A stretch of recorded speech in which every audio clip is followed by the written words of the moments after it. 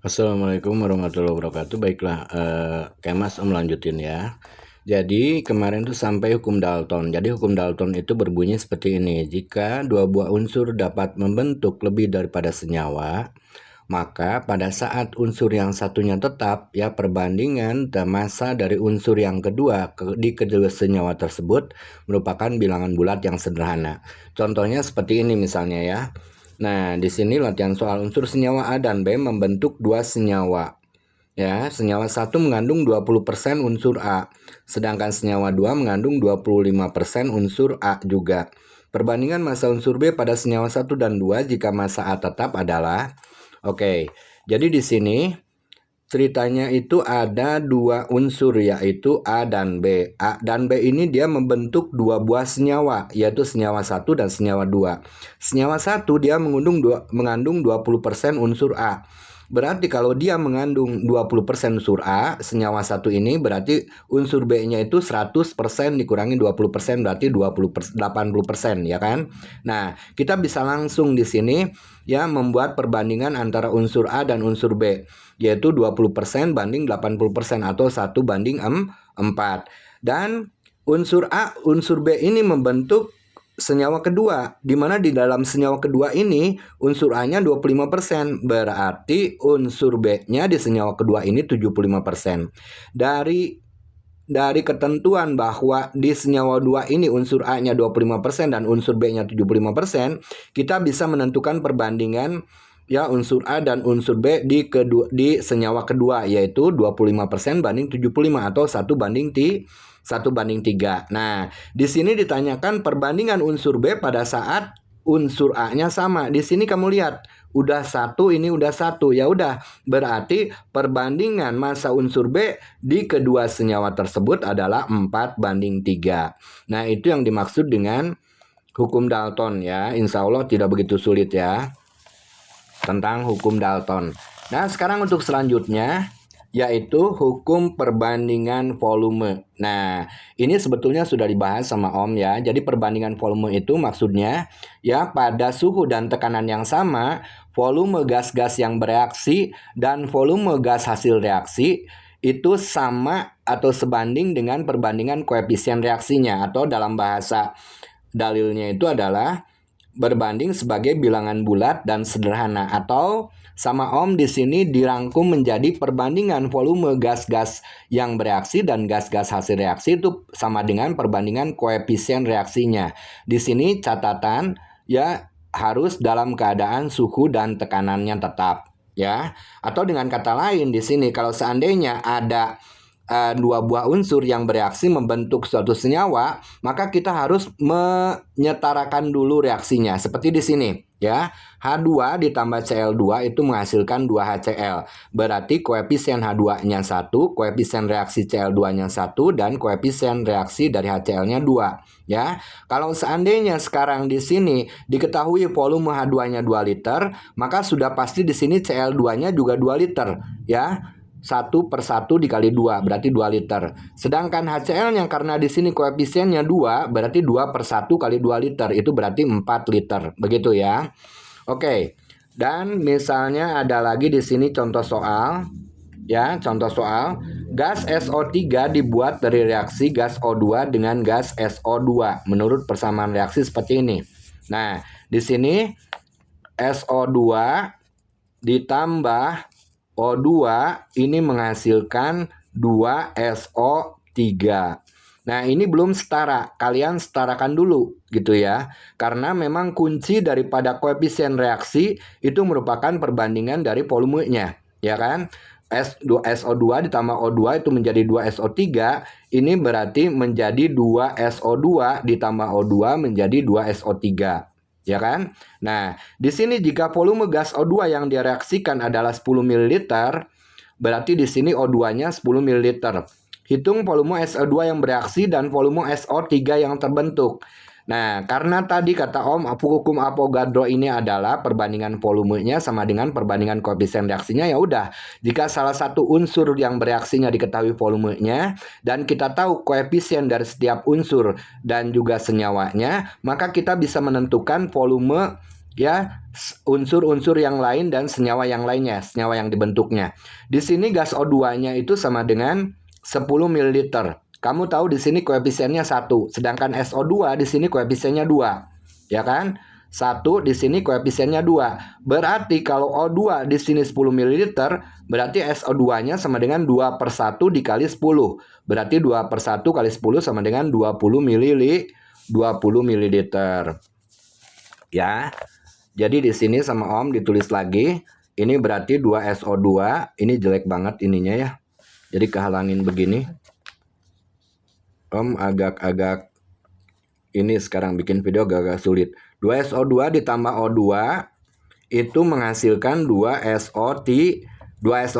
Kalau sekarang O2-nya 10 ml, ya, berarti otomatis untuk menentukan volume SO2 yang bereaksi itu sama dengan 2/1 vol SO2-nya itu sama dengan 2/1 karena koefisien dari SO2 dibagi koefisien dari O2 dikalikan 10 ml volume O2-nya. Berarti 2/1 dikali 10 ml. Itu sama dengan 20 ml. Bagaimana dengan SO3? Sama, ini juga menggunakan perbandingan koefisien reaksi. Ya, koefisien reaksi dari SO3 untuk mencari volume SO3 itu berarti ya, koefisien dari SO3 yaitu 2 dibagi koefisien dari O2 1 dikalikan volume dari O2. Berarti 2/1 dikali 10 ml. Itu sama dengan 20 ml. Nah, terjawab sudah ya. Oke, nah itu salah satu contoh soalnya. Jadi dalam hal ini perbandingan volume gas-gas yang bereaksi dan gas-gas hasil reaksi itu berbanding sebagai bilangan bulat sederhana ya, selama di sini suhu dan tekanannya adalah sama ya. Jadi selama suhu dan tekanan sama, perbandingan volume itu sama dengan perbandingan koefisien reaksi. Jadi kalau misalkan kalian menjumpai dalam satu soal ada suatu reaksi yang belum setara, itu artinya bahwa kalian harus menyetarakan dulu reaksinya. Pada saat kalian sudah menyetarakan dulu persamaan reaksinya, otomatis kalian akan mendapatkan koefisien dari setiap unsur-unsur yang bereaksi di situ dan juga koefisien dari hasil reaksinya. Jika salah satu unsur di situ diketahui volumenya berapa, maka kalian bisa menentukan unsur-unsur volume unsur-unsur yang lain yang bereaksi pada persamaan reaksi tersebut. Nah, itu yang disebut sebagai hukum Avogadro, ya kan? Nah, dan lalu di sini juga ada ketentuan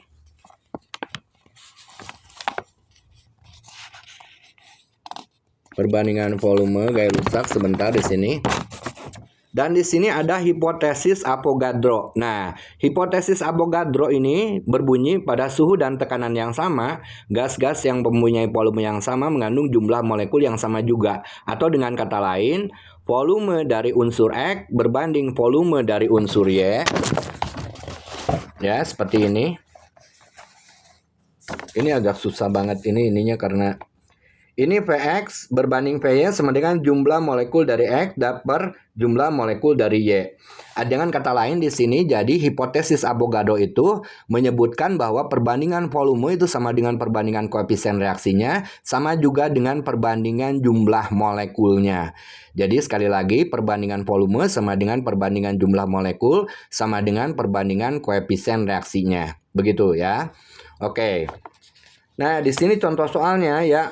Y molekul gas metana CH4 mempunyai volume 2 liter pada P dan T yang sama. Volume 1,5 Y atau jumlah molekulnya 1,5 Y dari gas CO2, berapakah volumenya? Nah, kita ingat ya, Vx berbanding Vy itu sama dengan jumlah molekul X dibagi jumlah molekul Y. Nah, kalau di sini molekul gas metananya dia jumlah molekulnya Y, sedangkan untuk gas CO2-nya 1,5 Y, berarti Y berbanding 1,5 Y. Ya, ini sama dengan volume daripada gas metananya yaitu 2 liter dibagi volume CO2-nya. Jadi Y dibagi 1,5 Y itu sama dengan 2 liter per volume CO2-nya. Jadi volume CO2-nya itu sama dengan 1,5 dikali 2, 3 dibagi 1. Jadi berarti 3 liter. Jadi volume CO2-nya sama dengan 3 liter begitu ya. Nah, itu jadi Hipotesis Avogadro ini mengandung dua ketentuan. Pertama, yaitu perbandingan volume sama dengan perbandingan koefisien reaksinya. Dan lalu yang kedua, perbandingan jumlah molekul selama di sini P dan T-nya sama, maka itu sama juga dengan perbandingan koefisien reaksinya. Jadi perbandingan volume itu sama dengan perbandingan jumlah molekulnya sama dengan perbandingan koefisien reaksinya. Itu yang termasuk ke dalam dalil daripada Avogadro, begitu kan? Oke. Nah, di sini kamu sebelum masuk ke konsep mol, kamu harus tahu dulu ya. Di sini kamu harus tahu dulu perbedaan antara massa atom relatif dan massa molekul relatif. Kalian tahu kalau seandainya kalian mendapatkan suatu senyawa, maka ditanyakan MR-nya atau massa molekul relatifnya seperti di sini ArH2O. Itu berarti karena di sini H-nya ada 2, berarti 2 kali ArH-nya. Ya, massa atom relatif dari H-nya sama dengan 1, ya kan? 2 kali 1. Ditambah di sini karena O-nya 1 atom O, berarti 1 kali ArO. Berarti 1 dikali massa atom relatif oksigennya yaitu 16. Berarti 2 dikali 1 ditambah 16 sama dengan 18. Begitupun kalau misalkan kalian disuruh menentukan MR atau massa molekul relatif dari Fe2SO4 3 kali. Ya, di sini kalian harus lihat jumlah atom dari masing-masing unsurnya di sini. Ya kan, Fe-nya ada 2, berarti 2 kali ArFe. Ya kan, 2 kali massa atom relatif Fe. Ditambah karena S-nya di sini ada 3, berarti 3 kali ArS, ya. Dan ditambah karena ada O-nya O4 dikali 3 lagi, berarti 12 ArO, ya kan? Nah, di sini ArFe, ArS maupun ArO kalian bisa melihat di sistem periodik ya, di sistem periodik ya. Massa atom relatif dari Fe itu sama dengan 56, sedangkan massa atom relatif dari S itu sama dengan 32, sedangkan ArO itu sama dengan 16. Nah, kalian tinggal menjumlahkan ini semua ya.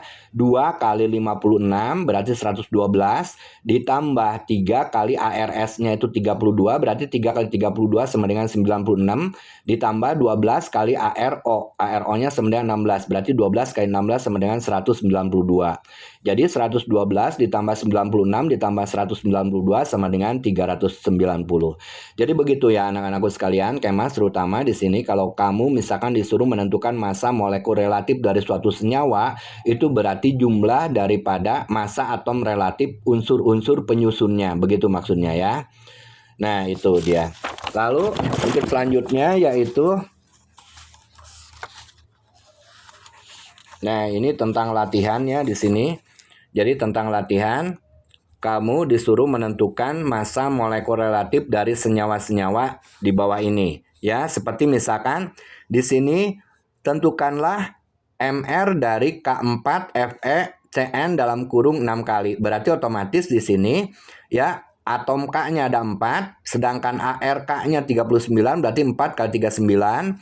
Fe-nya ada 1 dia, berarti Fe 1 kali ArFe-nya 56. Lalu C-nya ada 6. Kita tahu ARC sama dengan 12 ya, berarti ada 6. 6 kali 12 ditambah N-nya ada 6. N 14, berarti 6 kali 14 sama dengan 84. Dijumlahkan sama dengan 368. Begitu.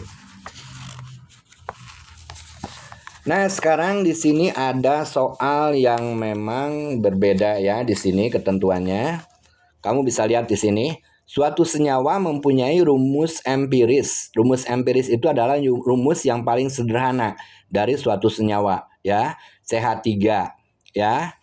Jika MR senyawa tersebut 30, jika massa molekul relatifnya 30, tentukan rumus molekul dari senyawa tersebut. Nah, di sini kamu harus tahu bahwa MR atau rumus empiris dikali N itu sama dengan rumus molekul. Ya kan? Nah, di sini CH3 tetapi dia mempunyai MR 30, berarti CH3 dalam kurung N itu sama dengan 30, ya kan? Nah, kamu tahu bahwa AR daripada C itu 12, AR daripada H itu 1. Berarti 12 ditambah 3 kali 1, berarti 12 ditambah 3, 15 N. 30 sama dengan 15 N, berarti N-nya sama dengan 30 dibagi 15, 2, ya kan? Berarti rumus molekulnya yaitu CH3 dalam kurung 2 kali. Berarti kali-kalikan. Berarti ini C2H6, begitu ya. Nah, Itu jadi dari menghitung massa molekul relatif kita bisa menentukan rumus molekul dari suatu senyawa yang diketahui rumus empirisnya, ya. Rumus empiris dalam kurung kali N itu sama dengan rumus molekul. Oke. Nomor selanjutnya.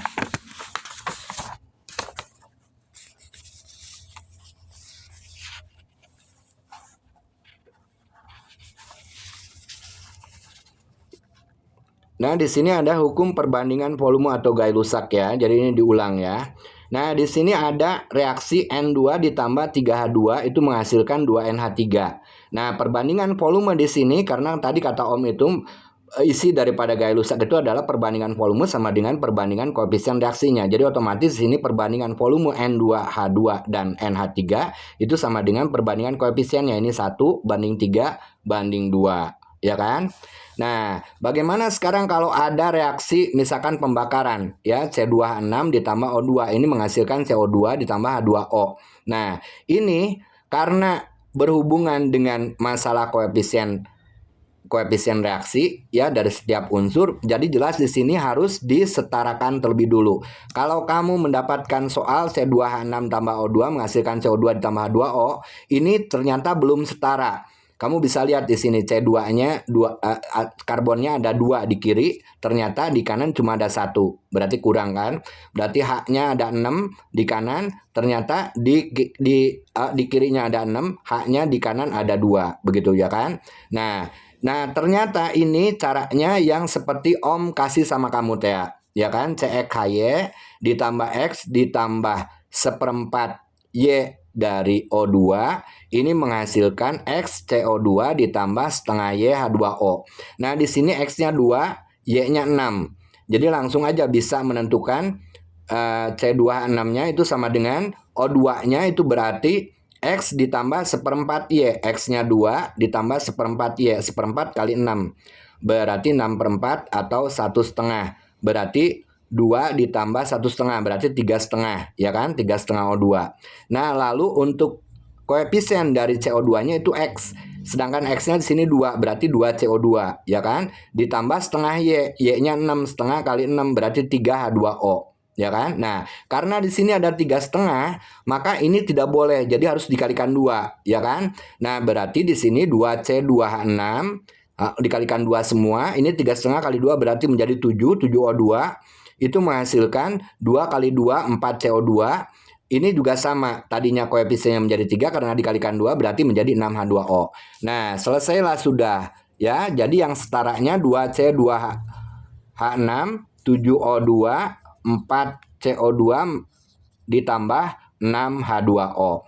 Nah, kalau misalkan di sini di dalam soal C2H6-nya diketahui volumenya 10 liter. Ya, berapakah O2 yang dibutuhkan dan berapakah CO2 yang dihasilkan, berapakah volume H2O yang dihasilkan. Itu semua tergantung dari perbandingan volume dan perbandingan koefisien reaksi. Karena ini pusatnya, jadi T2H6-nya itu 10 liter, di sini koefisiennya 2. Makanya untuk menentukan O2 di sini berapa volumenya itu sama dengan 7/2 kali 10. 7/2 kali 10 berarti coret 5, 5 kali 7 berarti ini 35 liter. Ya kan? 35 liter. Sedangkan untuk CO2-nya itu berarti koefisien dari CO2 dibagi koefisien dari C2H6 dikali 10 liter, yaitu volume C2H6. Berarti 4/2 dikali 10, berarti 2 kali 10, 20 liter. Jadi O2 yang bereaksi itu 35 liter dan CO2 yang dihasilkan itu udah pasti 20 liter. Sedangkan H2O-nya sama seperti tadi caranya, yaitu koefisien H2O dibagi koefisien C2H6 dikali volume dari C2H6. Berarti 6/2 dikali 10 sama dengan 30 liter ya. Nah, seperti itu ya. Oke, sekarang ada lagi soal ya di dalam satu reaksi H2 ditambah O2 menghasilkan H2O. Jika sekarang H2 volumenya 10 liter dan O2 juga sama 10 liter, maka berapakah volume H2O yang dihasilkan? Nah, di sini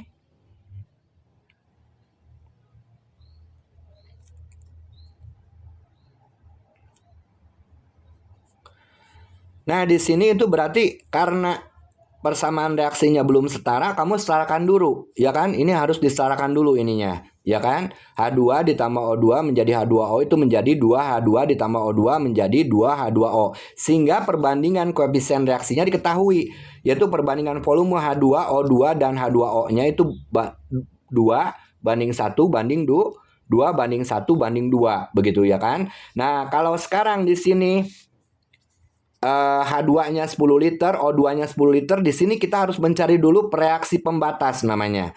Caranya yaitu dengan dibagi koefisiennya. 10 per 1 itu jelas lebih besar. 10 per 1 itu sama dengan 10. Sedangkan 10 per 2 itu sama dengan 5. Berarti ambil yang habisnya itu yang kecil. Ya, berarti H2 yang habis 10 liter. Berarti ini yang menjadi pusat nanti, yang menjadi pembatas. Ya kan? Nah, kalau sudah diketahui H2 dengan yakin bahwa itu yang habis, maka kita bisa menentukan volume unsur-unsur yang lainnya. Di sini 2H2 10 liter. Berarti O2 di mana koefisiennya 1 menentukan volume O2 yang bereaksi itu berapa? Berarti 1 per 2 dikali 10 liter. Berarti 5 liter O2-nya. Sedangkan H2O yang dihasilkan itu sama dengan koefisien dari H2O dibagi koefisien H2 kali 10 liter. Berarti 2 per 2 kali 10 itu sama dengan 10 liter. Ya. Jadi H2O yang dihasilkan itu sama dengan 10 liter. Ya. Sedangkan O2 yang bereaksi tadi adalah 5 liter. Jadi 10 banding 5 banding 10. Persis banget dengan perbandingan koefisien reaksinya, yaitu 2 banding 1 banding 2. Gampang kan? Jadi nggak begitu sulit ini. Jadi ini tentang perbandingan doang. Perbandingan koefisien reaksi sama dengan perbandingan daripada volume gas-gas yang bereaksi. Dalam hal ini harus ada ketentuan pada suhu dan tekanan yang tetap. Ya, oke. Oke, mungkin segitu dulu ya. Nah, jadi Kemas sudah bisa tahu tentang perbandingan berganda, hukum Dalton terutama ya di sini, lalu juga perbandingan volume Gay-Lussac, dan juga hipotesis Avogadro, di mana di situ perbandingan jumlah molekul sama dengan perbandingan koefisien reaksinya ya. Nanti kita lanjutkan hari Selasa ya. Assalamualaikum warahmatullahi wabarakatuh.